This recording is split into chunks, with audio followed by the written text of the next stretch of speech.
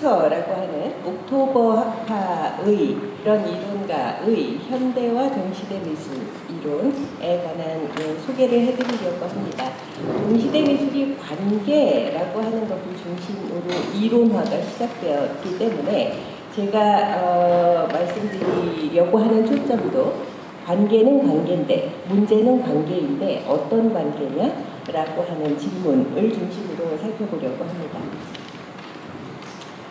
동시대 미술은 컨템포러리 아트라고 하는 영어를 우리말로 옮기는 것입니다. 그런데 이 동시대 미술은 지금 현재 진행 중인 미술이기 때문에 논의들이 아직 굉장히 좀 산만한 아직 이렇게 어떤 체계나 구조를 갖추고 있지 못한 그런 진행 중인 현상이죠. 그래도 우리가 물을 수 있는 몇 가지 중요한 질문들은 있는데 이 컨템포러리 아트가 모던 아트, 현대미술과 같은가 다른가, 연속성이 있는가 아니면 분명한 어떤 단절이 있는가라고 하는 문제.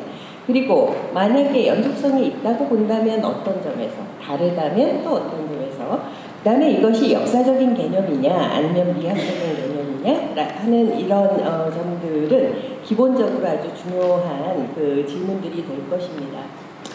동시대 미술은 이 가운데서 이제 가장 쉽게 접근할 수 있는 질문은 당연히 역사적인 질문인데요.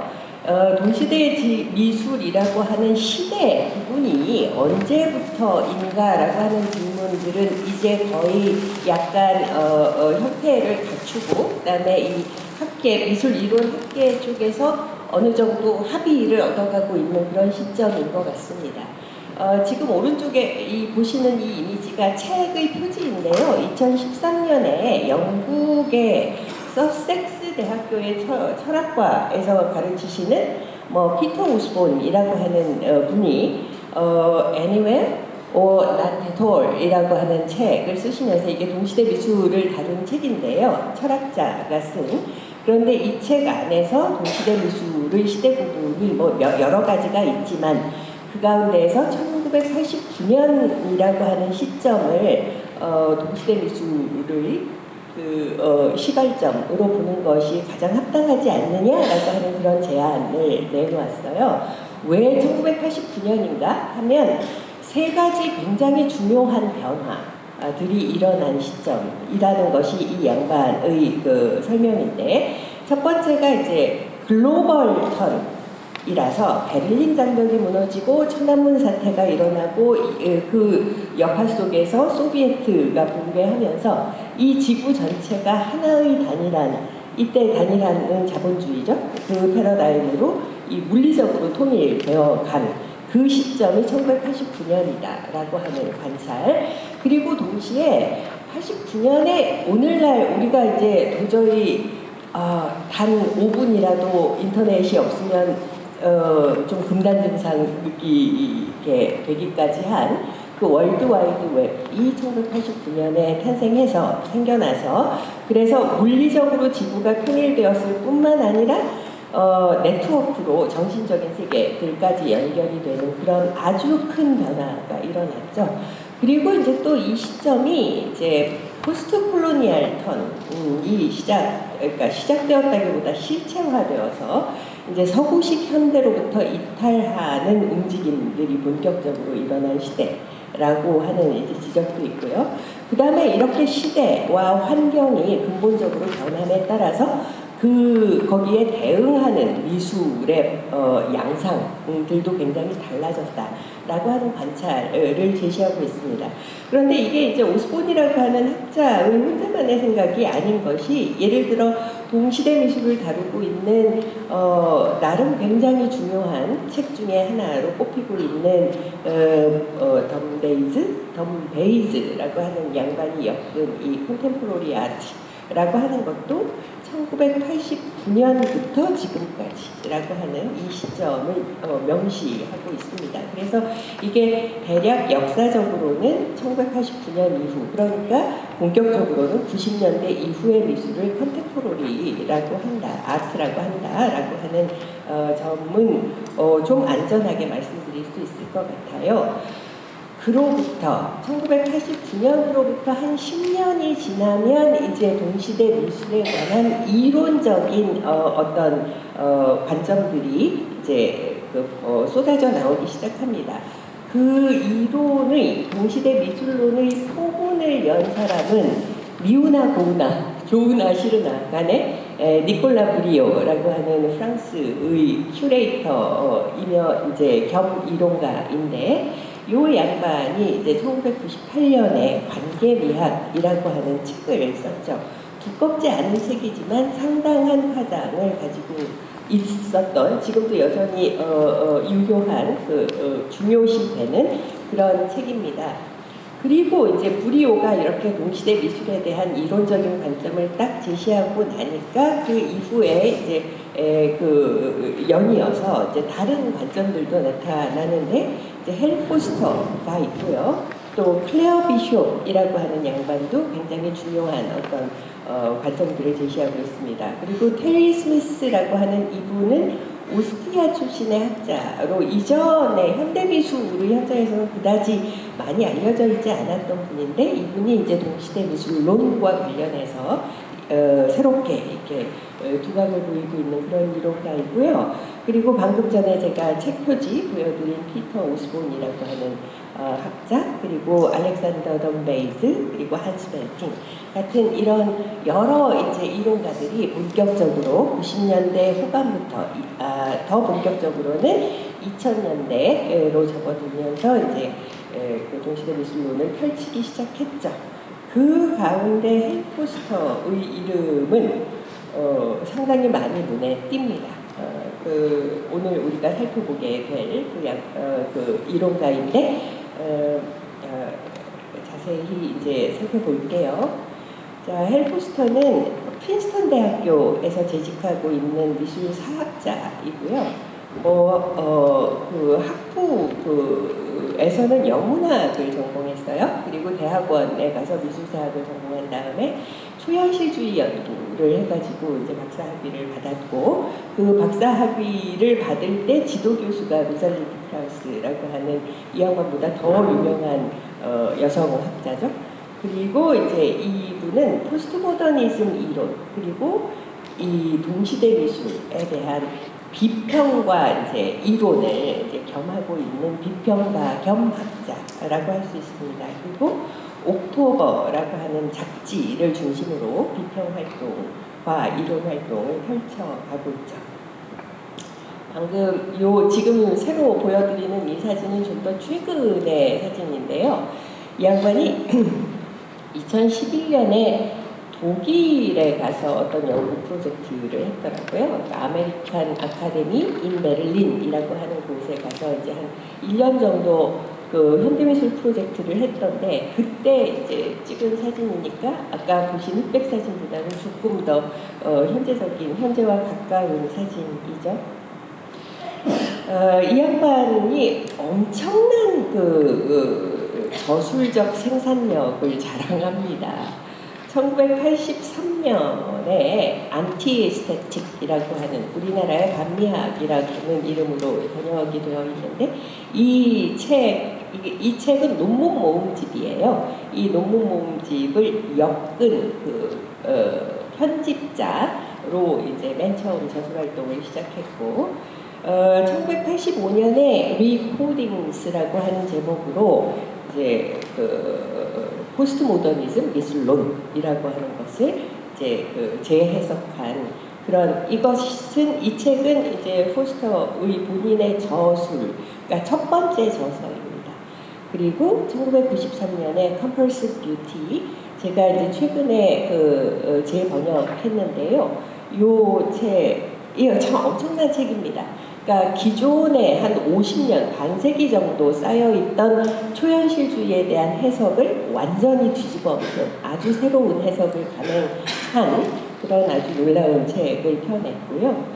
그 다음에 이제 이 양반을 가장 유명하게 만든 책이 이 실제의 교환이라고 하는 96년도 저서죠.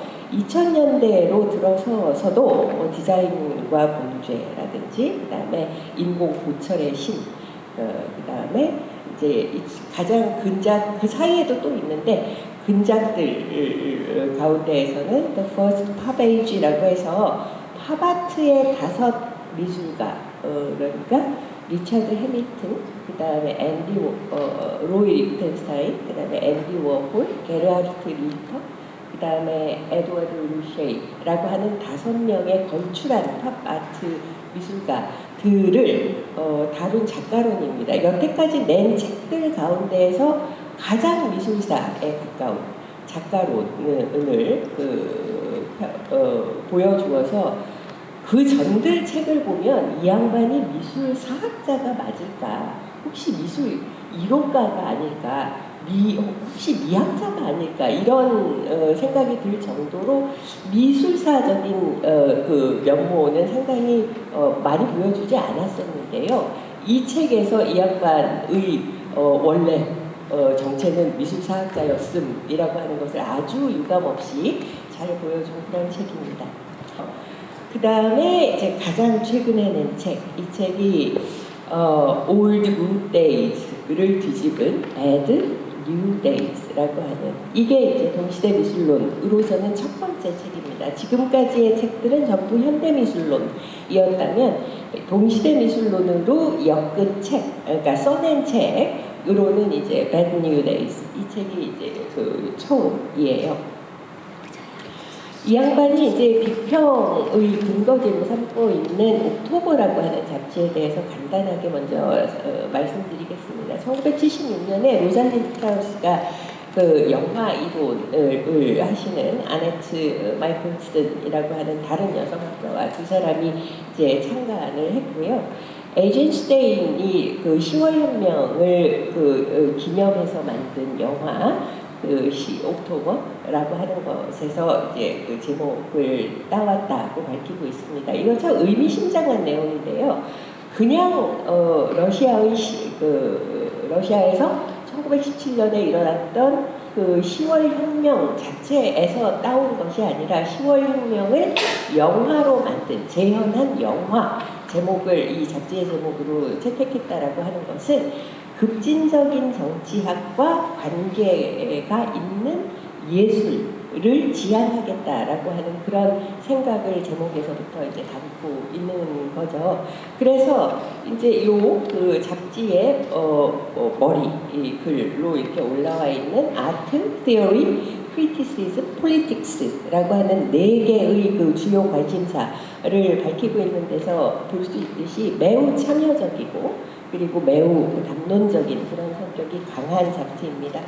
예컨대 10년 전에 123호를 냈을 때 이때 그 주제가 이라크 전쟁이었는데요. 이 이라크 전쟁, 미국이 이끌고 있는 이 이라크 전쟁에 대해서 우리 미술가들은 또 미술 관계자들은 어떤 반응을 하고 있는가라고 하는 걸 점검하는 그런 특집을 만든 적도 있습니다.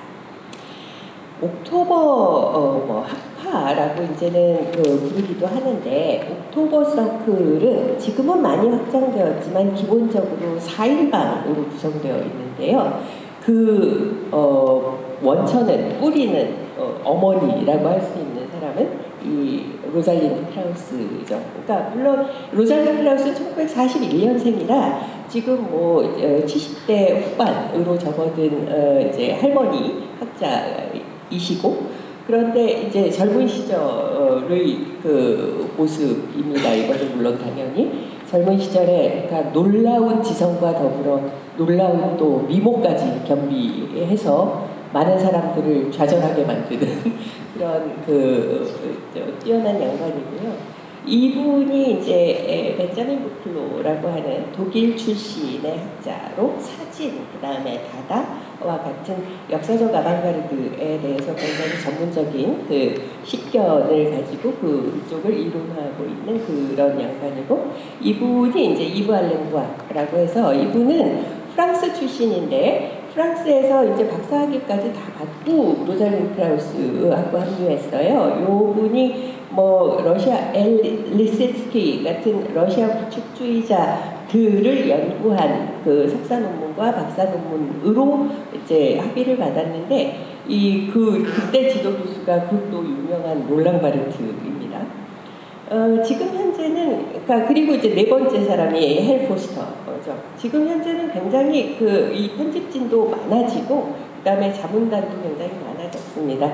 이 편집진, 확대된 편집진 가운데 가장 눈에 띄는 양반이 드니 올리에라고 하는 양반인데, 이분이 이제 로잘린 크라우스의 현재 남편이기도 하지만, 이분은 초현실주의, 특히 조르주 바타유 쪽에 아주 정통한 양반이고, 그들하고 거의 한때 같이 활동하기도 했던 그런 양반입니다. 네. 자, 이렇게 해서 이제 미술 비평의, 미국 미술 비평의 계보를 한번 살펴보자면, 미술 비평이 뭐 1950년대에서부터 시작된 것은 아니지만, 미국의 미술 비평이요. 그런데 1950년대에 굉장히 영향력 있는 존재감을 갖게 된 것은 사실이고, 그것은 지금 이제 이 위쪽에, 왼쪽에 보시는, 가장 왼쪽 위에 보시는 좀 다소 상당히 거만해 보이는 이 클레멘트 그린버그라고 하는 양반의 성취이자 업적이자, 아니면 이제 나중의 사람들의 좀 반대 진영의 입장에서는 장애물이자 이제 이런 분이 있습니다. 1950년대의 미술 비평계에는 두 개의 산이 있었다라고 하는 말이 있어요. 하나는 빨간 산이고 하나는 파란 산이었다. 그린버그는 파란 산이고, 요 밑에 있는 이제 보시는 양반이 로젠버그인데요, 빨간 산이죠. 그런데 이 두 양반은 당대의 활동에 있어서는 뭐 그린버그가 압도적으로 우위를 달렸다라고 이야기하기 어려울 정도로 로젠버그의 영향력도 굉장히 컸습니다.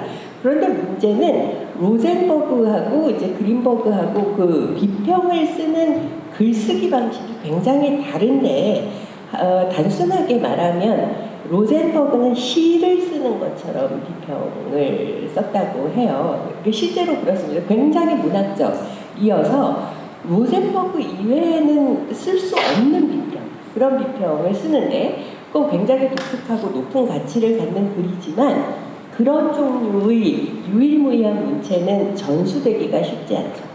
반면에 이제 그린버그의 비평은 굉장히 분석적입니다. 어떤 의미, 어떤 점에서는 좀 건조하다 싶을 정도로 분석적이고, 그래서 이게 학습이 가능한 그 방법론이 학습도 가능하고, 그 다음에 전수되는 것도 가능한 그런 이제 그 성격을 가졌어요. 그리고 50년대 제가 경과해 갈수록 그린버그의 비평이 가지고 있는 영향력이 점점점 더 커졌는데, 얼마나 커졌냐면, 이 양반은 학사예요.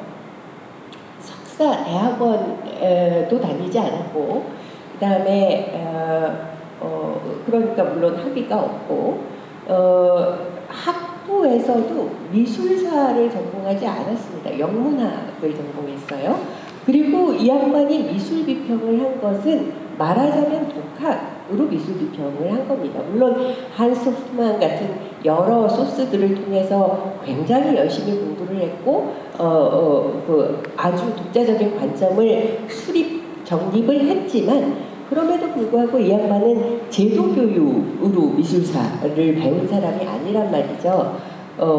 그런데 이 양반의 권위가 또는 사회적인 인정이 어느 정도로 컸느냐라고 하는 걸 보여주는 사건이 50년대 말 60년대 초에 하버드 대학교 미술사학과에서 이 양반을 초빙합니다. 학생들을 좀 가르쳐달라서. 그건 굉장히 드문 일이거든요. 더군다나 이제 하버드 대학이니까 더욱더 아주 드문 일이었는데, 그렇게 이제 초빙을 받아가서 가르친 학생들이 바로 이 로잘린 크라우스와 마이클 프리드라고 하는 두 걸출한 이제 미술사학자들이죠. 그러니까 로잘린 크라우스가 원래는 그린버그의 자식이었던 거예요.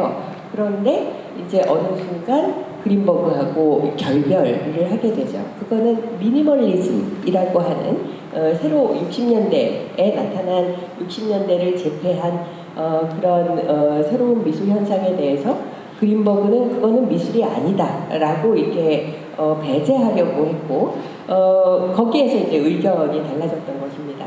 그래서 이제 이 그린버그와 로잘드 크라우스 사이의 우호적인 그 동반관계가 깨지고 이 이제 크라우스 쪽은 모더니즘을 넘어서는 쪽의 미술과 그다음에 비평과 이론에 관심을 두게 되는데 그것의 이제 계승자가 헬 포스터의 포스트 모더니즘 이론이라고 할 수 있겠어요.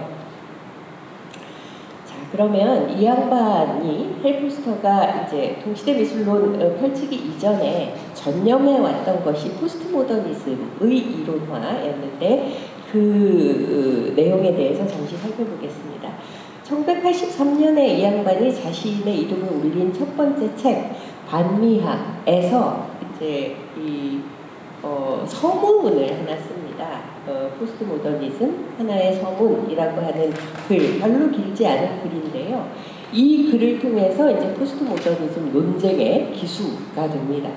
이 글에서 이제 포스트 모더니즘이라고 하는 아주 복잡한 현상을 문화정치학이라고 하는 관점에서 가리매를 딱 하면서 이 어지러운 그 포스트 모더니즘의 지형을 단박에 아주 쌈박하게 정리를 합니다. 이게 헬 포스터라고 하는 이론가의 아주 장기 중의 장기예요. 제가 이건 저의 그냥 생각일 뿐이지만 제가 생각하기에 이 지구상에서 정리빨이 제일 센 사람이 이 양반이 아닐까라는 생각이 들 정도로 정말 아주 구조적인 그 파악의 능력이 아주 뛰어난 양반인데 이제 이 글에서 그 강점을 이제 유감없이 보여주는 거죠. 그러면서 포스트 모더니즘에는 두 종류가 있다. 하나는 저항적 포스트 모더니즘이고 또 하나는 반동적 포스트 모더니즘인데 전자는 포스트 구조주의에 입각해서 해체를 주요 방법으로 하는 포스트 모더니즘이고 두 번째는 신보수주의 정치학과 가까이 있는 포스트 모더니즘으로 혼성 모방에 역점을 두는 포스트 모더니즘이다. 이렇게 이제 정리를 합니다. 이렇게 되면서 이제 막 뒤죽박죽 섞여 있었던 포스트 모더니즘의 지도가 이제 좀 선명하게 그리고 논쟁의 그 진영도 일약 선명하게 이제 부각이 됩니다. 85년에 낸 자신의 첫 저서에서 이제 반동적, 저항적 포스트 모더니즘이라고 하는 83년의 구분을 조금 더 그 구분에 대한 고민을 조금 더 심화시킨 논의가 나오는데 이 저항적 포스트 모더니즘은 해체의 역점을 두고 그 다음에 반동적 포스트 모더니즘은 복고주의적인 어떤 혼성 모방에 역점을 두니까 겉으로 보이는 모습은 매우 다르다. 겉모습은 정말 다른데 그런데 얘네들이 정말 다를까? 그 근본적으로 정말 다른 현상일까? 라고 하는 그런 이제 의문을 품기 시작해요. 그와 더불어 동시에 또 다른 또 하나의 문제의식으로 포스트 모더니즘의 규정은 포스트 모더니즘이 뭐냐라고 하는 건 모더니즘을 어떻게 이해하는가에 따라서 달라질 수밖에 없다라고 하는 굉장히 중요한 그 통찰인데 그 생각을 하면서 이거는 이제 이 글이 아니라 82년에 나온 리포스트라고 하는 또 다른 글입니다. 거기에서 포스트 모더니즘은 좁은 의미로 보면 그린버그가 옹호했던 후기 모더니즘과의 단절이지만 넓게 보면 현대미술 전체, 특히 아방가르드를 포함하는 현대미술 전체를 재구조화하는 것이 아닐까라고 하는 생각을 또 하게 돼요. 이 두 가지 생각이 이제 이 양반의 책 가운데 가장 유명한 책 실제 귀환에서 둘 다 답을 얻습니다. 우선 그 포스트 모더니즘의 종류와 그 다음에 그 도민에 관한 생각이 3장의 The Passion of the Sign, 그러니까 기호의 순환이라고 하는 장에서 이제 최종적인 답을 얻는데 포스트 모더니즘은 후기 자본주의 시대에 미술의 영역까지 치고 들어온, 미술의 영역까지 침범해버린 자본의 동력화, 즉 물화와 파편화라고 하는 그런 과정의 산물이다. 그러니까 예전에는 예술과 산업의 세계가 서로 분리되어 있어서 예술이 자율성을 구가할 수 있었는데, 이제 포스트모더니즘 시대에는 이 산업의 그 세계 또는 산업의 논리, 자본의 논리죠. 이 자본의 논리가 예술의 세계까지 파고 들어와 버려서 이 자본의 압력에 의해서 미술의 자율성이 그 분해된 결과가 이제 포스트모더니즘이다. 이런 그 설명을 제시합니다. 그래서 순수한 자율적 기호, 이게 이제 모더니즘의 작품인데요. 모더니즘 작품이 이제 파편들로 분해해 버리는 상황, 이런 상황이 포스트모더니즘의 상황이다라는 이제 설명을 하죠. 그런데 뭐 이 설명도 굉장히 훌륭한 설명이지만, 실제로 이 책이 이 책에서 가장 중요한 관점, 새로운 관점이 제시되는 것은 제가 보기에 1장, 누가 네오 아방가르드를 두려워하는가라고 하는 2장인데요. 이 장에서 이제 현대미술을 비판적으로 다시 읽는 작업을 헬포스터가 시도합니다. 우선 그린버그의 모더니즘이 배제했던 아방가르드를 복귀시키고, 또 아방가르드를 복귀시키는 작업은 96년에 헬포스터가 이 실제유한을 쓰기 이전에 1974년에 독일에서 페터비르거가 이미 했거든요. 아방가르드의 이론이라고 하는 것으로. 그런데 그 아방가르드의 이론에서는 2차 대전 이전에 유럽 아방가르드를 다루면서 2차 대전 이후에 나타난 이른바 미국의 네오 아방가르드라고 하는 현상을, 그거는 웃기는 쓸데없는 반복에 불과하다고 기각을 했어요. 그런데 그것이 그렇지 않다. 그러니까 비르거의 아방가르드론이 폄하했던 네오 아방가르드를 이제 복원시키는 작업. 마지막으로 프로이트의 사후성 개념을 도입을 해서 아방가르드 개념 자체를 외상, 트라우마, 미술의 세계에 나타나는 트라우마라고 하는 개념으로 재정립을 합니다. 그래서 이제 이 양반의 주장에 의하면 아방가르드는 과거를 단순히 반복하는 것이 아니라 현재의 억압, 이 억압은 모더니즘의 억압인데, 이 억압을 돌파하기 위해서 배제, 망각, 상실되었던 과거, 그러니까 아방가르드의 과거죠. 그 과거의 실천을 발굴하는 그런 작업을 하는 게 아방가르드다라고 하는 재구성을 합니다. 그래서 아주 멋있는 표현이 나왔죠. 제가 아주 좋아하는 표현인데, 아방가르드는 과거에서 돌아오는 것이 아니라 미래로부터 복귀하는 것이다 라고 하는 아주 멋있는 문학적인 표현으로 이제 아방가르드론을 재정립을 했습니다. 지금까지 말씀드린 내용이 현대미술론 가운데에서도 포스트모더니즘론이었다면, 이제 지금 보시는 Bad New Days는 이제 동시대 미술에 대해서 이제 다루는 내용인데요.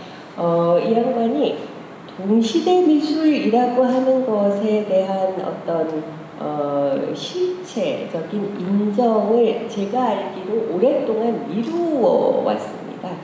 그러다가 이제 2000년대 이런저런 여러 작업을 한 끝에 이제 동시대라고 하는 그 전환을 인정하면서 새로운 미술의 지평이 시작되었기 때문에 새로운 용어가 필요하다라고 하는 생각을 이제 제시하고 있어요.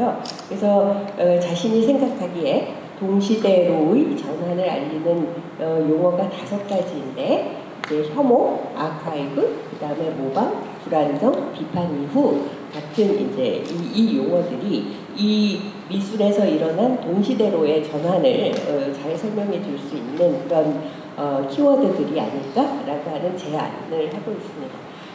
결론은 동시대 미술은 포스트모더니즘과 다른데, 특히 어떤 점에서 다르냐 하면 포스트모더니즘이 전념했던 재현 비판, 기호 비판, 많은 거리가 있고 특히 여기에서 중요한 표현이 actuality라고 하는 표현처럼 보입니다. 실제, 더 이상 기호의 차원이 아닌 실제성의 차원, 실제성의 차원을 아주 적극적으로 끌어들인다라고 하는 점, 이 점을 동시대 미술에서 굉장히 중요한 어떤 다른 점, 현대 미술과 다른 점으로 보고 있는 것 같습니다. 제가 이제 앞으로 말씀드리려고 하는 거는 이 아카이브라고 하는 용어에 이제 초점을 맞춰서 이제 설명을 드리려고 하는데요. 요거는 제가 저기 여러분께 전해드리라고 보낸 논문, 아카이벌 임펄스라고 하는 논문을 그대로 실은 것은 아니고요. 제가 내용을 그러니까 뭐 하나하나 다 대조해보지는 않았는데 이 책의 2장에 들어있는 내용은 대부분은 2004년에 쓴 An Archival Impulse에서 발전된 거지만 더 많은 작가들과 더 많은 또 작업들이 이제 수록되어 있습니다. 그러니까 좀 더 확대된 그런 글이라고 할 수 있겠죠. 자, 일단 이렇게 해서 이제 포스터의 아카이브라고 하는 키워드를 중심으로 이제 동시대 미술에 대한 그의 관점을 살펴보려면 이 아카이브가 어떤 현장을 바탕으로 해서 이제 나온 것이냐라고 하는 것을 먼저 살펴볼 필요가 있겠죠. 1990년 이후의 미술 현장의 풍경은 공적인 내용의 아카이브에다가 공적인 내용의 설치에다가 알쏭달쏭한 퍼포먼스가 난무하고 그 다음에 또 사적인 성격의 아카이브나 재단 같은 것들이 막 섞여 있는 것처럼 보여요. 관객이 마음껏 집어가도 되는 사탕 무더기를 만들어 놓는다든지 그 다음에 작가가 요리를 해갖고 막 관람자한테 이렇게 권한다든지 아니면 이게 미술 작품인지 여기가 미술관인지 세미나장인지 잘 구별하기 어려울 것처럼 보이는 그런 설치물들이 막 배치되어 있다든지 그 다음에 이제 뭐 어떤 미술가나 뭐 작가나 사상가들에게 봉헌된 재단인데 매우 어수선하게 아주 조잡하고 어수선한 그런 이제 재단을 만들어서 보여준다든지 라고 하는 이런 것들이 이제 두드러진 특징이에요. 이제 상황을 보시면 이게 이제 그 사탕 무더기 펠릭스 곤잘레스 토레스 라는 작가의 것이죠. 우리나라에도 한번 왔는데 이 작품들은 관람자한테 나눠주라는 거거든요. 그러니까 관람자에게 가져가서 드세요. 가져가서 보세요 라고 하는 건데 우리나라에 왔을 때 이 가져가지 못하게 해가지고 그래갖고 이제 약간 문제가 되기도 했었던 그런 이제 작가의 작품입니다. 요리하는 작가 리크리트 티라바니자죠. 이 양반이 여러 그 나라를 떠돌면서 살았는데요. 원래 인종적으로는 태국인이어서 이제 태국 음식 카레, 뭐 이제 태국 음식을 만들어 먹고 이렇게 관람자들에게 나눠줍니다. 윌리엄 길릭은 영국의 미술가인데 이분은 이제 어떤 역사적인 사건 같은 것들을 막 연구를 해요. 마치 학자처럼 그렇게 해갖고 이제 그 연구 결과를 탐구한 결과를 막 이렇게 게시판에다가 이렇게 보여주고 또 뭐 토론을 하기도 하고 이제 뭐 그렇게 합니다.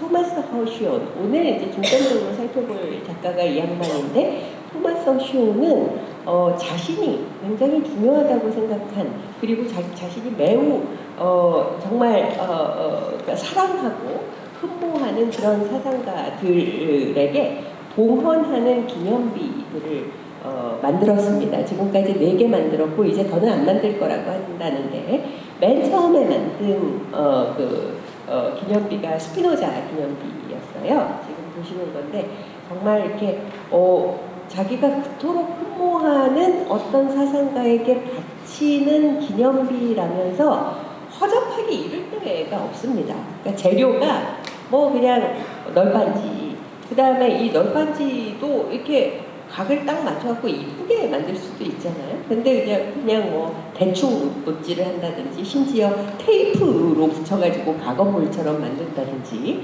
하는 방식으로 이제 이 공원물을 만들어요. 그 다음에 이제 이건 가셀 도큐멘타 때 만들어진 건데 바타유 기념비입니다. 이런 작품들을 관통하고 있는 작품에 대한 개념, 작업에 대한 미술이란 무엇인가라고 하는 것에 대한 새로운 개념들이 있는데 첫 번째와 두 번째의 개념이 작품이란 또는 미술이란 선물 같은 거다. 관람자에게 주는 거다. 무상으로 주는 거다라고 하는 어떻게 보면 굉장히 아름다운 생각이죠. 그 다음에 이제 세 번째와 네 번째 같은 경우는 이 미술이라는 건 어떤 탐구다라고 하는 생각을 가지고 있어요.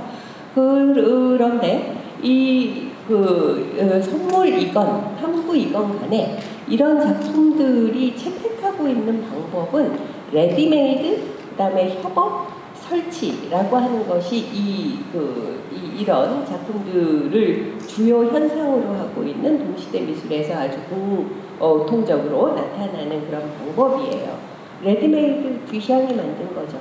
협업이라고 하는 것도 포스트모더니즘 시대에 그리고 이미 초현실주의 시대부터 이제 작가들이 활용했던 방법이고 설치 역시 다다의 맥락에서 나온 것이라 포스트모더니즘에서 아주 성행했던 그런 방법이죠. 따라서 이 방법들 자체는 전혀 새롭지 않습니다. 동시대 미술 특유의 것이라고 이야기할 수 없는 방법들이죠. 현대 미술의 선례들이 있는 것이니까요. 그러나 현대적이지 않습니다. 그 현대의 선례가 있는 방법들을 가져와서 쓰는 방법은 그러니까 현대적이지 않은데 예컨대 레디메이드의 경우를 보면 현대의 레디메이드가 했던 역할을 보면 굉장히 일단 신랄한 조롱이거나 아니면 아주 난해한 어떤 비판이거나 이런 방식으로 레디메이드가 사용되었거든요. 그런데 동시대의 레디메이드를 보면 매우 개방적이고 유희적인 감수성으로 레디메이드가 사용되고 있고 또 이 자본주의에 대해서도 레디메이드는 상당히 비판적인 어떤 입장을 취하는데 이 동시대의 레디메이드들은 보면은 별로 비판적인 것 같지 않아요. 굉장히 우호적인 그런 모습을 보이고 있습니다.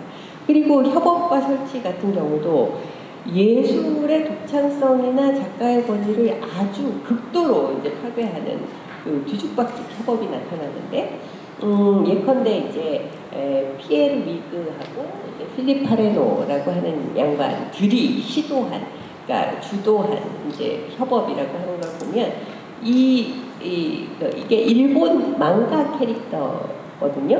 요걸 하나 사가지고 요거를 막 모든 사람들한테 다 작가들한테 다 쓰라고 해요. 그래서 이제 자신들은 이런 작업을 했고 그 다음에 여기에서는 아까 그 캐릭터 이름이 안니인데 안니가 어디에 있을까요? 여기에 있죠. 그 다음에 또 여기에 있고 그 다음에 여기서는 얼굴이 지워지고 배경처럼 이렇게 있죠.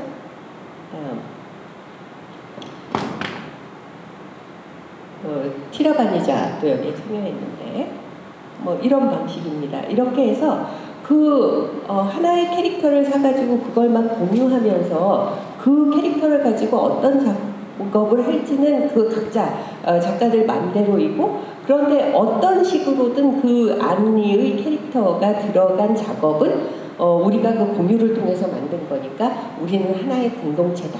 이제 이런 식으로 굉장히 느슨한 협업들이 이제 벌어집니다. 그리고 이제 이렇게 협업이 느슨하고 약간 뒤죽박죽으로 일어나다가 보니까 작품들이 설치된 것도 그렇게 해서 설치되는 작품들에서도 가독성은 거의 없고 가독성은 굉장히 낮아지고 동시에 반대로 담론성이나 사교성이 강조가 되는 이제 아주 어수선한 설치들이 많이 나타나요. 그래서 이런 동시대의 작업들에서 설치는 그거 자체가 작품이 되기보다는 토론의 배경 구실을 하거나 이거는 윌리엄 빌리 한 말이라고 해요. 아니면 미술은 사교의 장소다. 이건 티라바니자의 말입니다. 그러니까 미술 자체가 전혀 중요하지 않다는 배경이거나 아니면 사람들이 놀도록 어울리도록 해주는 어떤 상황을 마련해주는 그런 도구 같은 생각을 이제 드러내고 있습니다. 이런 미술들이 이제 막 출현하고 진행이 됐을 때 처음으로 그것을 이론적으로 포착한 양반이 니콜라 브리노이고 그 양반은 이제 관계미학이라는 책이죠.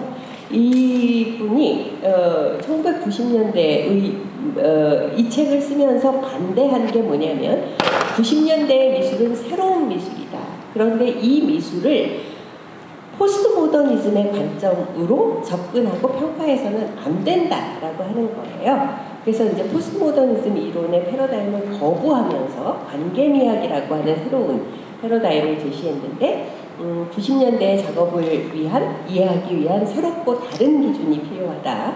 그리고 90년대의 작업을 포스트 모더니즘 이론가들은 완전히 정치에는 무관심하고 그냥 표면만 가지고 놀고 표면의 유희에만 몰두하고 그 다음에 이제 소비 스펙타클하고 결탁을 한 미술이라고 이렇게 비난하고 비판하는데 그렇지 않다. 90년대의 미술도 다른 새로운 정치성을 가지고 있다라고 하는 이 두 가지를 이제 주장을 합니다.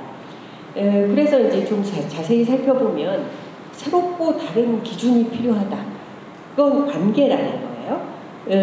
브리오의 말에 의하면 동시대 미술은 독립적이고 사적인 상징적 공간에 대한 권리를 주장하지 않고 이건 이제 모더니즘 미술 작품처럼 작가 개인에게서 시작되어 관람자 개인에게로 연결되는 그런 종류의 사적인 관계가 아니라 보다 인간의 상호작용력 영역 그리고 그 영역의 사회적인 맥락이라고 하는 것을 더 중요시하는 미술이다. 그래서 이제 그것을 관계미술이라고 하는 이름으로 불렀는데 관계미술은 의미가 개인의 소비 공간에서 구체화되는 것이 아니라 집단에서 구체화되는 그런 만남을 만들어내는 상호적인 만남을 만들어내는 그런 미술이다라고 하는 개념을 제시해요. 그러니까 70년 그 이전에 포스트모더니즘 이론들이 주장해왔던 내용하고는 전혀 다른 새로운 어떤 관점을 제시하는 것은 분명합니다. 좀 더 구현하자면 이렇기 때문에 관계미술은 초월적이지 않고 내재적이며 이 내재적이라고 하는 말은 뭐냐면 우리가 살고 있는 이 시공간 내에 있다라고 하는 따로 떨어져 있지 않다라고 하는 이야기이고요. 환경과 관객은 우연히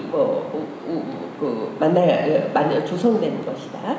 관계미술은 관람자와 작업 사이의 1대1 관계가 아니라 일종의 공동체적인 상황을 창출하고 그래서 관객과 작업이 또는 작가가 상호작용을 하는 그런 관계를 만들어낸다라고 이제 이야기를 했어요. 모든 점에서 모더니즘의 패러다임, 예술은 순수한 예술의 세계에서 만들어지는 것이고 그 작품의 의미는 작가의 구상에서 나오는 것이고 작가의 구상이 물리적으로 실현된 구성, 작품을 개인 관람자가 감상하는 것이다라고 하는 이 패러다임에서 완전히 떠난 정반대의 주장을 하고 있죠. 그리고 이제 이런 관계 미술이 이전과는 다른 정치성을 보여준다 또는 개척한다라고 주장하는데 이 부분이 이제 좀 나중에 두고두고 이제 문제가 좀 되게 되죠. 더 행복한 내일의 기대를 걸기보다는 현재 이웃과 더불어 가능한 관계를 창출하는 것이 더 중요하고 긴급한 일이 아니겠느냐라고 하는 주장이에요. 그래서 유토피아를 지향하기는 하는데 그러니까 상호 주관적인 공동체적인 만남 이건 일종의 유토피아라고 하는 것을 지향하고 있는 것이 분명한데 그런데 저 먼 미래의 가르치고 불가능한 그런 유토피아보다는 현재 가능한 DIY 소우주, 요즘 우리나라에서 유행하는 말로는 소확행이죠. 작지만 확실한 행복. 그런데 이제 소확행하고 조금 다른 거는 다 함께 소확행하자라고 하는 그런 이제 생각입니다. 그래서 이런 생각에서 이제 강조되는 것은 당장 쓸 수 있어야 된다. 당장 기능을 할 수 있어야 된다라고 하는 생각이에요. 이런 그 이제 배경 관점을 가지고 이렇게 이제 그래서 이 그 티라바니자의 미술을 관계 미술의 아주 그 대표적인 그리고 아주 모범적인 그런 사례로 이제 불리오는 칭찬하는데 그래서 좀 더 이제 자세히 들여다볼 필요가 있겠습니다. 티라바니자가 그 칼에 끓여가지고 나눠준 그 작품은 물론 제목은 없고요, 무제고 그다음에 이제 부제는 공짜라고 하는 거예요, 프리입니다. 이 작품을 그 미술 작품이라고 하는 관점에서 살펴본다면 이거는 설치와 퍼포먼스를 결합한 혼종적인 작업이라고 일단 분류하고 있습니다. 92년에 뉴욕의 303 갤러리에서 이제 맨 처음 한 작업인데 일단 전시장에서 이걸 하지 않았고요. 전시장 바로 옆에 붙어 있는 미술관들, 갤러리나 미술관에 가면 사무실들이 있잖아요.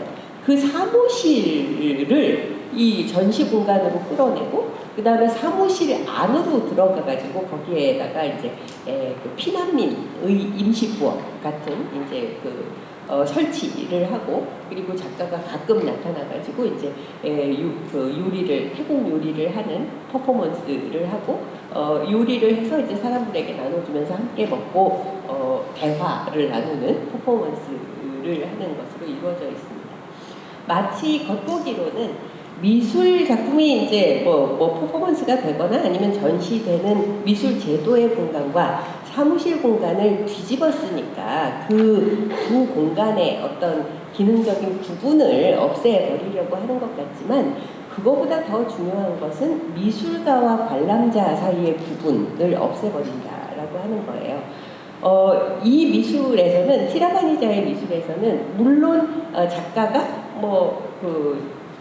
태국 음식 카레를 끓이는 것이 중요하지만 그걸 먹으러 오는 관람자가 없다면 이 퍼포먼스는 아무 의미가 없기 때문에 관람자와 작가 사이의 그 부분 자체가 없어집니다.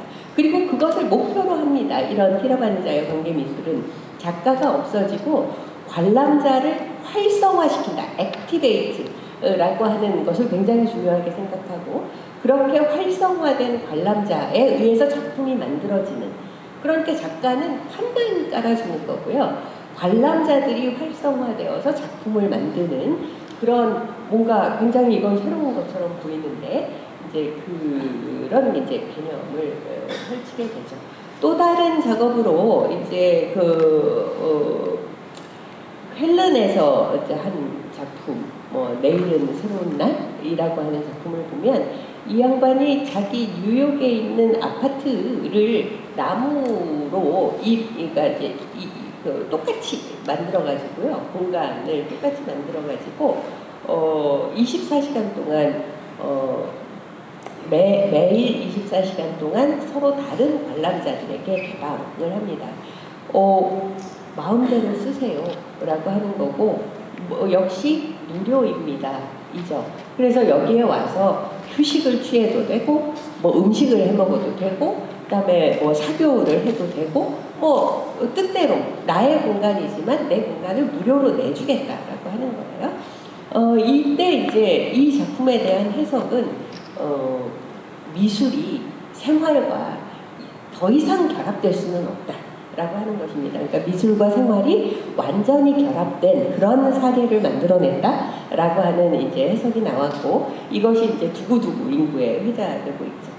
뿐만 아니라 이제 다른 작업들에서도 언제나 티라바니자 또는 관계미술은 바라보고 성찰하는 그런 그 활동보다는 당장에 사용될 수 있는가라고 하는 것을 역점을 두는데, 하타이 같은 작업에서는 음악을 만들 수 있는 방, 악기가 딸린 방을 만들어 갖고 음악 하고 싶은 사람들 아무나 들어와서 쓰세요라고 하는 거고, 또 이제 글라스고우에서 1999년에 한 작업을 보면 이제 교차로에다가 영사막을 걸고 보시고 싶은 영화 다 말해주세요. 그럼 제가 다 보여드릴게요. 라고 하는 이제 지역 주민이 원하는 영화. 근데 지역 주민이 원하는 영화가 다 다를 수가 있죠. 그러니까 여러 개의 영사막을 걸어서 원하시는 곳, 원하시는 영화를 보세요. 뭐 이제 이렇게 친절지심에 넘치는 미술가가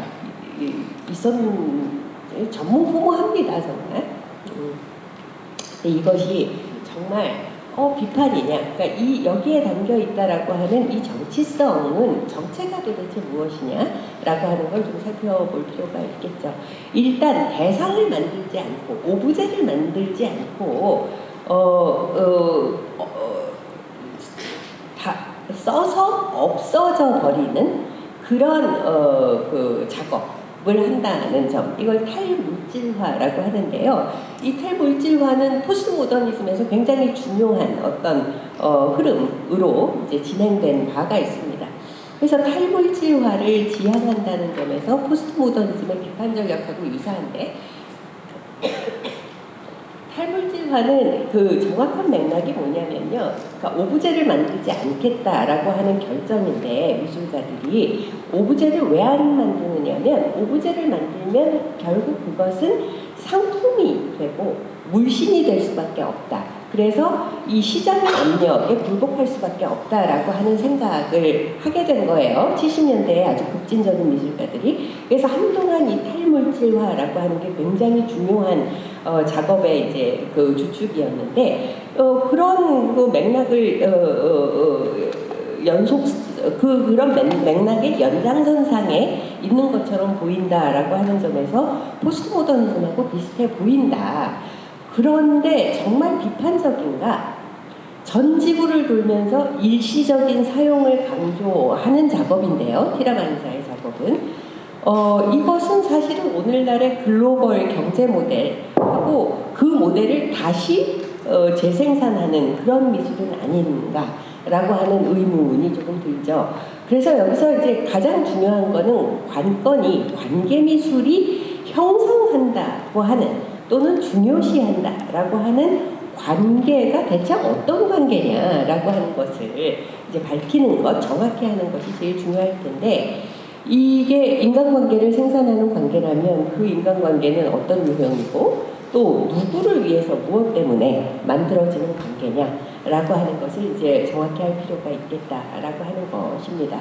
그리고 이 질문은, 이 관계 미술은 개인적인 관계가 아니라 사회적인 관계, 공동체적인 관계를 만들기 위한 미술이라고 주장하기 때문에, 이것이 이제 정말 민주적인 관계인가? 라고 하는 질문도 굉장히 중요한데요.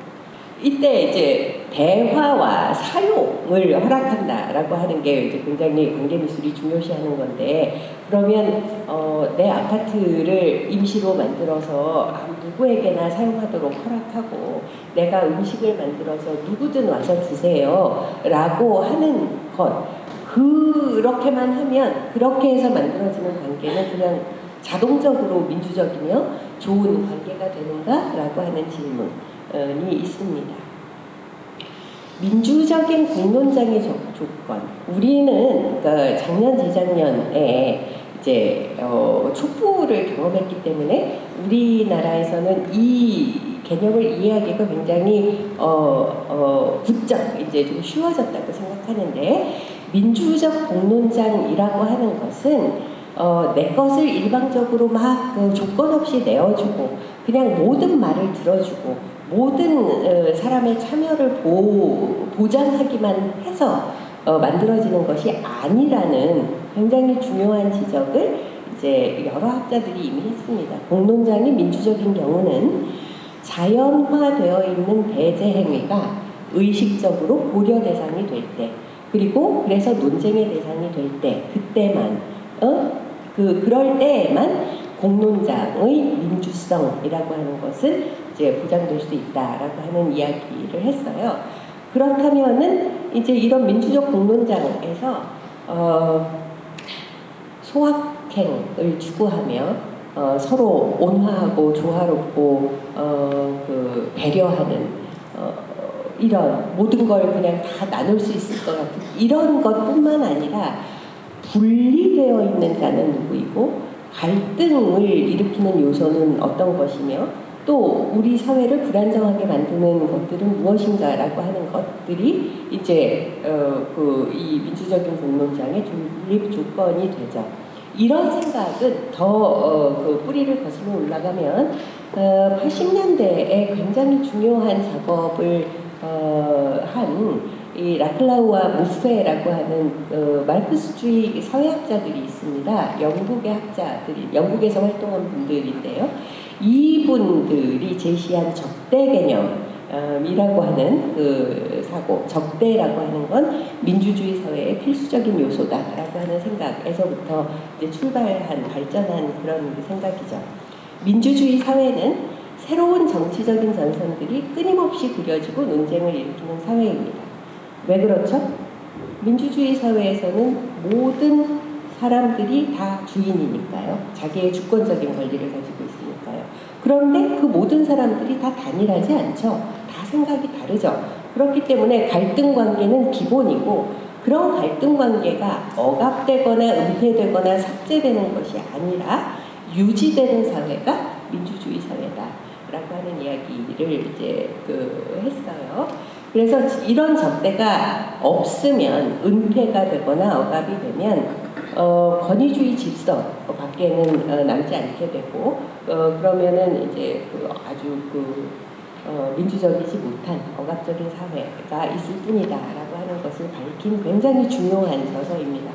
그런데 말은 그런데 대체 왜 적대가 우리의 기본값, 민주주의 사회의 기본값이어야 할까? 이 설명이 굉장히 멋있는 설명인데요. 인간이 불완전한 존재라서 그렇다는 겁니다.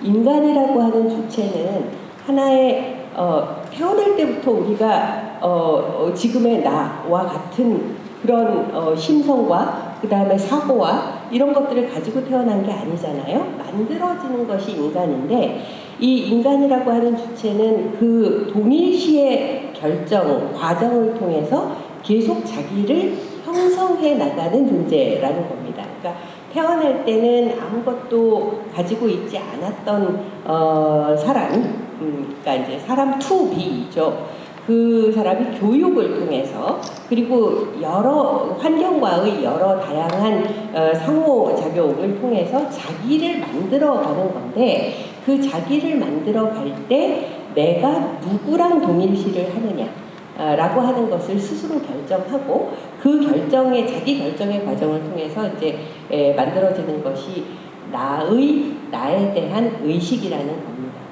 그런데 이게 그러니까 자기가 결정을 해서 자기를 만들어가는 것이기는 하나 이것이 스스로는 만들어질 수 없고 누군가와 동일시를 해서만 만들어질 수 있기 때문에 인간은 필연적으로 불완전한 실체일 수밖에 없다는 거죠. 이런 불완전한 실체들인 관계로 인간들이 이 적대의 관계라고 하는 것은 사람들 사이에서 기본적으로 취합할 수밖에 없다는 이야기입니다. 예를 들어 내가 어떤 훌륭한 모범적인 누군가를 저 양반이 참 훌륭하다. 나도 저 사람 같은 저분 같은 사람이 되어야지 라고 결심하고 그래서 그 양반하고의 동일시를 통해서 나의 정체를 만들어요. 그런데 이렇게 만든 정체성이 그냥 한 번 만들었다고 또 그냥 계속 유지될 수 있는 것도 아닙니다. 타자들이 존재하거든요. 이 세상에는 정말 무수한 타자들이 존재하는데 그런 타자들이 간혹 나에게 나타나서 내가 지금 만들어서 가지고 있는 이 정체성 자체를 위협하는 경우들이 생깁니다. 그래서 이런 적대가 그냥 기본값이기는 하지만 이것이 그대로 유지되면 민주주의의 어떤 이상적인 상태가 달성되지는 않죠. 그래서 적대는 다원적 민주주의의 존재를 가능하게 하는 조건이기는 해도 동시에 그런 민주주의의 성취를 불가능하게도 합니다. 그래서 유토피아가 여전히 필요하다라고 하는 이야기를 합니다. 그래서 이제 이 과제는 사회적인 실제는 적대인데 이 적대와 유토피아에 대한 상상을 그 긴장 속에서 요 두 가지 적대와 유토피아를 유지하는 것, 이것이 이제 굉장히 중요한 과제다라고 하는 이야기를 했습니다. 이걸 왜 살펴봤냐면 관계미학이 수립하는 관계가 어떤 관계냐라고 하는 것을 알아보기 위해서였는데요. 관계미학이 제시하는 또는 이상적으로 생각하는 관계는 전혀 민주적이지 않은 관계입니다. 왜냐하면 일단 주체의 불완전성이라고 하는 것을 인정하지 않고 온전한 주체를 전제하고 그 다음에 단란한 공동체 이상은 좋은데 실제는 별로 그렇지 않은 건데 그런 어떤 거의 뭐라고 할까요? 꿈 같은 그런 그 이상 속에 머물기 때문이죠. 근데 이런 이상이 가능한 거가 관계미술이 만들어내는 관계적 상황이라고 하는 게 매우 좁은 소극주적인 거예요. 공통점이 있어서 서로 동일시가 너무나 잘 되는 그런 구성원들로 이제 이루어지는 공동체가 만들어지기 때문인데 아까 그 티라바니자의 그 요리 퍼포먼스 설치를 보면 거기에 모이는 사람들은 일반인은 거의 없습니다. 다 미술계 관계자이거나 아니면 미술계 관계자가 아니더라도 미술에 매우 관심이 많은 그런 관람자만이 그것을 보러 올 수 있죠. 그래서 이미 일종의 내부자 게임이 이제 이루어지고 있다라고 하는 것을 알 수 있고 그렇기 때문에 이렇게 이 균질한 이질성이 없는 그 구성원들로 이루어지는 공동체이기 때문에 조화로운 관계가 이루어질 수 있는 거죠. 그런데 이 조화는 그렇기 때문에 특정한 배제를 전제하고 작동을 합니다. 미술계가 아닌 사람들은 끼어들 수 없는 어떤 배제가 작동하고 있는 거죠. 그래서 모두를 위한 망명지라고 그 펠른에 만든 티라바니자의 임시 아파트를 진짜 망명자가 거기에 와서 하루라도 쉬어갈 수 있을까요? 진짜 망명자는 일단 펠른에서 티라바니자가 그런 작업을 한다는 것을 알기가 굉장히 어렵습니다. 그리고 설령 알았어요. 그래갖고 망명자가 왔어요. 그래갖고 그 사람이 안 나가요. 그러면 어떻게 할 건데요? 그때도 이 조화로운 공동체가 유지될 수 있을까요? 그러기 굉장히 어렵겠죠. 그래서 일정하게 어떤 허구적인 배제를 전제하고 만들어진 관계와 공동체라고 하는 그런 허구적인 측면이 있음을 알 수가 있습니다. 그리고 뭐 끝이 열린 작업이고 관람자를 활성화시킨다, 생활과 결합한 미술이라고도 이야기하는데 끝이 열리기는커녕 사전에 이미 억제되어 있는 그러니까 미술계 안으로 그다음에 관람자를 모든 관람자가 아니라 미술과 매우 가까운 관람자 그다음에 생활과 결합하는 것은 그것도 역시 미술 제도 안에서만 생활하고 결합한 그런 한계들이 분명하죠. 반면에 다른 관계, 이 관계 브리오가 오고하는 관계 미술이 아닌 다른 관계 미술과 같은 관계가 아닌 다른 관계를 만들어내는 동시대 미술들도 많이 있습니다. 토마스 허슈온이 그렇고 산티아고 시에라도 그런데요. 이 관계는 관계 미술의 관계에 비해서 뚜렷하게 불편한 관계를 만들어냅니다. 조화로운 온화한 다정한 관계가 아니라 소수의 불가능성을 인정하고요. 그리고 관람자와 작업 참여자와 맥락과 작가 사이에 굉장한 긴장이 있고 그 긴장을 덮어버리려고 그냥 해소해버리려고 하지 않습니다. 이 불편한 관계의 미술들은 따라서 이제 부리오가 옹호하고 티라바니자가 실천하는 관계 미술에 이제 도전하는 종류의 작업을 하는데, 그렇기 때문에 부리오는 이런 관계를 만들어내는 관계 미술, 그러니까 이런 불편한 관계를 만들어내는 작업에는 별로 관심을 두지 않죠. 거의 다루지 않거나 언급 자체를 하지 않거나 아니면은 주목을 하더라도 편향적으로 하는데, 예를 들어 허쉬온 시에라 같은 사람은 거의 얘기하지 않고요. 그 다음에 이제 펠릭스 곤살레스 토레스는 굉장히 좋아하는데, 부리오가 좋아하면서 이 사탕을 나눠준다, 선물 측면에만 초점을 맞추고, 아까 그 선물 사탕이라고 하는 게 사실은 거기 동성애, 그다음에 에이즈 위기 같은 이런 정치적인 쟁점이 들어있는 작품이거든요. 그런데 그런 부분은 언급하지 않고, 그러니까 편향적으로 주목하는 거죠. 그리고 아까 잠깐 보여드린 작품 중에 그 곤잘레스 토레스의 작업 중에 하나가 미국의 총기 사고를 다룬, 총기 규제가 없어서 얼마나 많은 사람들이 허무하게 죽어 나가는지를 다룬 작품. 이건 정말 그 정치적인 작업인데, 그런 작업에 대해서는 전혀 주목하지 않는 그 편향을 보이고 있죠. 허쉬온의 아카이브를 이제 마지막으로 살펴보겠습니다. 4종류의 작업을 해왔는데요. 아까 이제 벌써 말씀드렸지만 밭다유 기념비나 이제 또 여기 가장 최근에 한 게 2013년에 그람시 기념비인데, 이제 급진적인 사상가와 사회의 주변부를 연결하는 기이한 설치를 보여요. 스피노자를 설치한 곳이 암스테르담의 홍든가고요. 나머지는 전부 다 이주자 거주지, 이주민 거주지인데 되게 굉장히 못 살고, 그 다음에 교육 수준도 낮고 생활 환경도 아주 열악한 그런 곳에다가 설치를 합니다. 허쉬온은 자신이 하는 작업이 연결될 수 없는 것들을 연결하려고 한다.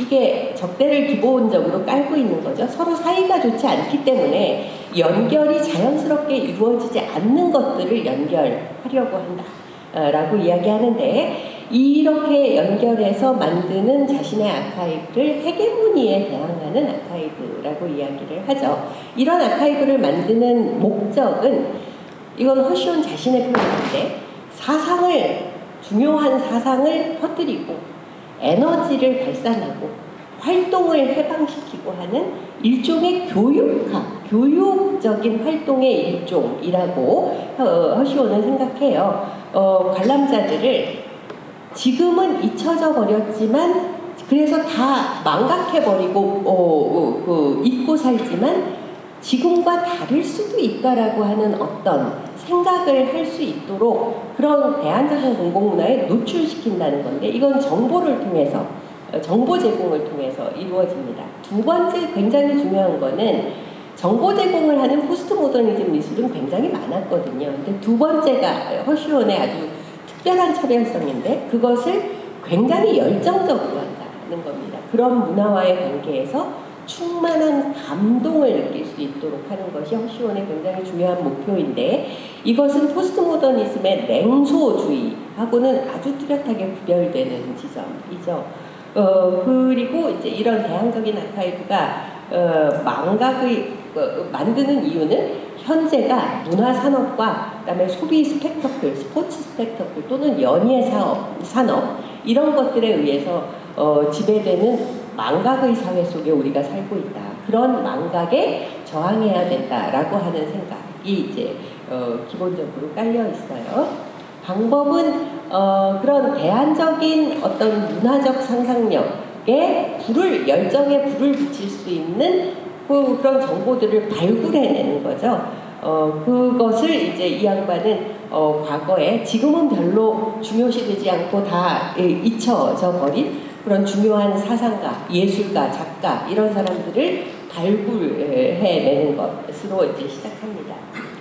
그리고 이제 그렇게 발굴해낸 것을 구축을 해야 되죠. 연결될 수 없는 것들을 연결하는 것인데, 급진적 철학자와 주변부 공동체를 소수자성으로 연결합니다. 그 변두리에 아주 못 사는 동네에 거기에다가 지금은 잊혀져 버린 그러나 이런 상황의 변화를 꿈꿀 수 있도록 했던 그런 사람들을 초대하는 거죠. 손님으로 갔다가 이제 그런 주변부 공동체에 주변부의 아주 어려운 소수자적인 그런 공동체와 그런 급진적인 사상가들을 연결하는 거죠. 그렇게 해서 이제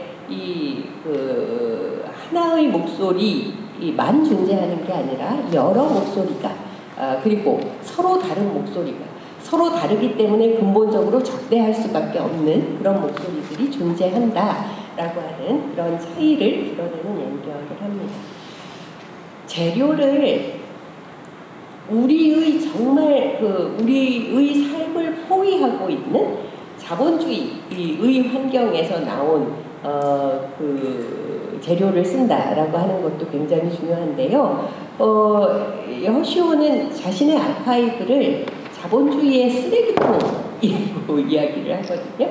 그래서 폐기된 구조물이나 키치 물품, 그다음에 아주 뒤죽박죽인 그 참고자료, 그다음에 팬 인증물 같은 거 아무거나 정말 갖다가 쓰고 협업자는 이 협업자라고 하는 말은 사실은 조금 별로 정확하지 않은데 허시오는 작가와 관람자 사이의 구별을 굉장히 중요하게 생각합니다.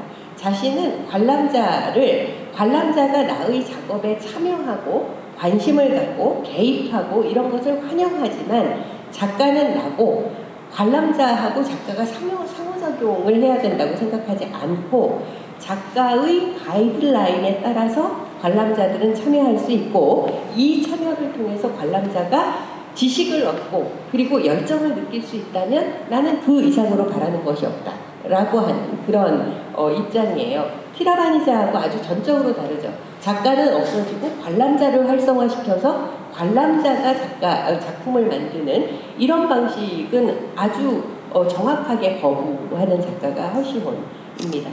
그래서 겉으로 드러나는 양상은 모든 사람이 그 작업에 참여할 수 있는 것처럼 보이니까 비슷함에도 불구하고 그런 어떤 역할 설정이나 부분이 이제 아주 다르다는 점을 알 수 있죠.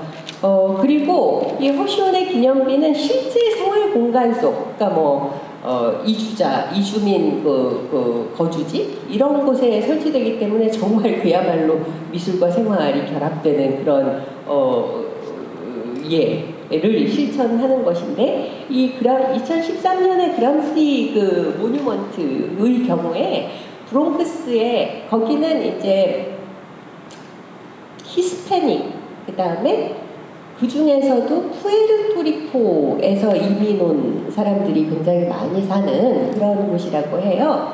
그런 곳에다가 이제 이 기념비를 설치하면서 지역 주민들의 참여 이건 얼마든지 환영입니다. 근데 허시온이 제시한 가이드라인은 이런 거예요. 당신 생활 주변에서 그람시와 관계가 있는 재료들을 찾아서 설치하시오. 그러니까 이것은 미술 작업이기는 하지만 미술 전문 재료 같은 건 필요하지 않다. 생활 속의 재료를 가져다 쓰라는 그런 지침을 내렸다고 해요.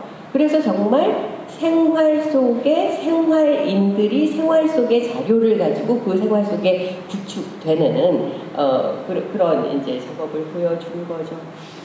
헬포스터는 이런 이제 허시온의 아카이브가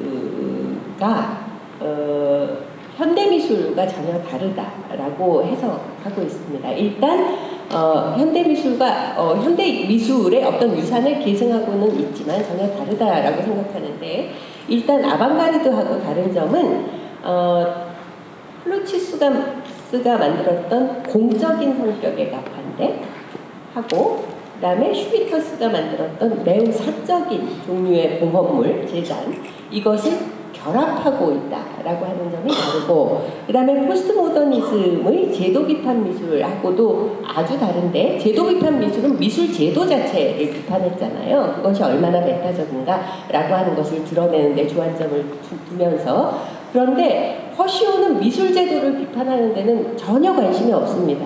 왜냐하면 그런 미술 제도를 비판해봤자 그 제도 비판으로 그 제도 비판으로 생산해낼 수 있는 의미 있는 변화는 없다고 보는 거예요. 오히려 그 미술 제도까지 흡수해버린 스펙터클의 사회가 조장하는 망각의 사회라고 하는 것이 굉장히 중요한 그 허시온의 대적 그 상대인데, 그래서 이 허시온의 이 아카이브는 포스트 모더니즘의 제도 비판 미술, 거기에서도 아카이브를 썼거든요. 포스트 모더니즘의 아카이브에 비해서 해체적이지 않고 오히려 제도적입니다. 그리고 위반적이기보다 입법적이에요. 그러니까 과거에 잊혀졌던 어떤 급진적인 사상가들을 다시 의미화하는 그런 어떤 생산적인 입법 활동과 같은 그런 측면을 가지고 있다는 점에서 전혀 다르고, 그리고 관계 미술의 이제 포스트 프로덕션이라고 하는 것도 굉장히 다르죠. 그러니까 포스트 프로덕션, 아까 안리라고 하는 망가 캐릭터를 가지고 이제 작업하는 일련의 작가들을 보셨는데, 그 캐릭터는 일단 가상적인 어떤 이미지를 가지고 이렇게 그야말로 포스트 프로덕션을 한 거거든요. 그런데 이 허시온의 아카이브는 전혀 포스트하지 않습니다. 오히려 프리하고, 그러니까 작가가 누군가를 발굴해야지라고 하는 그런 어떤 탐구 주제의 설정에서부터 재료를 발굴하고 구축하는 그런 과정에 대한 가이드라인을 만들어내는 그 과정까지, 이거는 전부 다 작품 이전에 이루어지는 것이기 때문에 프리 프로덕션이라고 하는 점에서 다르고, 또 한 가지 굉장히 중요한 거는 가상적인 그런 비물질성을 갖는 게 아니라 굉장히 촉각적입니다. 그러니까 매우 어수선하고 정말 허접한 외양을 가지고 있기는 하지만 매우 촉각적이고 물질적이고, 그리고 대면적이죠. 관람자와 직접 대면을 하는 방식을 취한다는 점에서 관계미술하고 아주 다른 점을 보입니다. 그런데 쓰레기통 속에 유토피아가 있을까? 허시온의 믿음이죠. 우리가 사는 곳이 바로 자본주의의 쓰레기통이다. 그렇기 때문에 살고 있는 환경 자체를 거부할 수는 없잖아요. 그러나 우리가 살고 있는 곳이 비록 자본주의의 쓰레기통일지라도 우리는 유토피아를 만들어야 하고 만들어낼 수 있다는 확신, 그런 확신을 가지고 이제 작업하는 양반이 허시온입니다. 여기서 중요한 게 이제 에른스트 블로프의 그 비동시성과 리비도인데요. 이 블로프는 이제 독일의 철학자죠. 베냐민의 동시대인이고 초현실주의, 베냐민과 마찬가지로 초현실주의에 아주 깊은 관심을 가졌던 철학자인데, 이 양반이 이제 비동시성이라고 하는 것, 아주 중요한 개념을 이제 나치의 만행을 보면서 이제 생각해냈습니다. 우리가 한 물리적으로 동일한 시공간에 살고 있어도 사람들은 모두 다 똑같은 현재에 살고 있는 것이 아니다. 자, 과거에 매여 사는 사람들 굉장히 많잖아요. 그리고 미래를 내다보는 사람들도 있죠. 이런 게 바로 비동시성인데, 과거에 매여 사는 사람들의 약점을 너무나 효과적으로 악용을 해서, 그래서 이제 태고의 감정 구조 같은 과거로 막 퇴행을 해가지고 나치의 권력의 맹목에 충성을 바치는 그런 집단을 이제 막 만들어냈던 이 비극적인 사건이죠. 이 사건을 보면서 블로우가 한 생각은 뭐냐면, 완성되지 못한 과거, 그 과거를 현재로 불러내고 그 현재의 잘못된 질서를 재배치하기 위해서 우리가 열정적으로 그 미완의 과거를 이제 재구축해야 한다라고 하는 그런 이야기를 나치 시대에 이제 제시한 바 있습니다. 이 블로후는 주목받는 베냐민에 비해서는 많이 주목을 못 받았던 그 양반인데요. 특히 현대에는. 그런데 아마 동시대에는 베냐민보다 오히려 이 블로후가 좀 더 주목을 받는 그런 철학자가 되지 않을까라고 하는 이제 짐작 이런 것들을 하게 되는데, 이제 뭐 헬포스터가 그러니까 그런 암시 같은 것들을 글 속에서 이제 은근히 깔고 있습니다. 그러면 이제 마지막으로 이렇게 이제 토마스 허쉬혼 의 아카이브 미술을 중심으로 헬포스터가 바라보는 동시대의 미술에 대한 어떤 한 관점을 살펴보았는데요. 동시대 아카이브라고 하는 이런 키워드로 살펴보았을 때 헬포스터는 예전에 제시했던 현대 미술론과 동시대 미술론은 어떤 관계를 가지고 있을까? 일단 비동시성을 강조한다라고 하는 점에서는 포스트모더니즘과 동시대 미술 사이의 어떤 연속성을 설정하는 것 같습니다. 현재의 억압을 돌파할 수 있는 계기가 미완의 과거 속에 있을 수 있다는 생각. 그래서 그 미완의 과거를 찾아 아방가르드는 과거로 미래로부터 과거로 복귀한다, 할 수 있다 라고 하는 그런 작업의 여지를 열어놓는 것으로 보아서 이것은 실제의 귀환, 1996년에 실제의 귀환에서 아방가르드를 재구성했을 때의 사고의 틀에서 크게 벗어나 있는 것 같지 않습니다. 연속성을 가지고 있는 것처럼 보이지만, 그러나 동시대 포스터의 현대미술론과 동시대미술론이 분명하게 달라지는 부분처럼 보이는 대목은 구축과 더불어 열정, 그러니까 해체와 냉소가 아니라, 해체와 냉소 또는 비난, 조롱이 아니라 구축과, 생산적 구축과 그 다음에 열정적인 집중이라고 하는 것을 강조한다는 점에서는 분명히 예전하고는 좀 다른 입장인 것 같은데, 해체가 이제 냉소로 귀결되었던 포스트모더니즘을 반성하는 거죠. 그래서 이렇게 연속성과 그 다음에 단절, 이 두 가지를 동시대 미술에 대해서 견지하고 있는 그런 입장인 것처럼 보입니다. 지금까지의 논의들을 살펴볼 때요. 네, 제가 드릴 수 있는 말씀은 여기까지입니다. 감사합니다.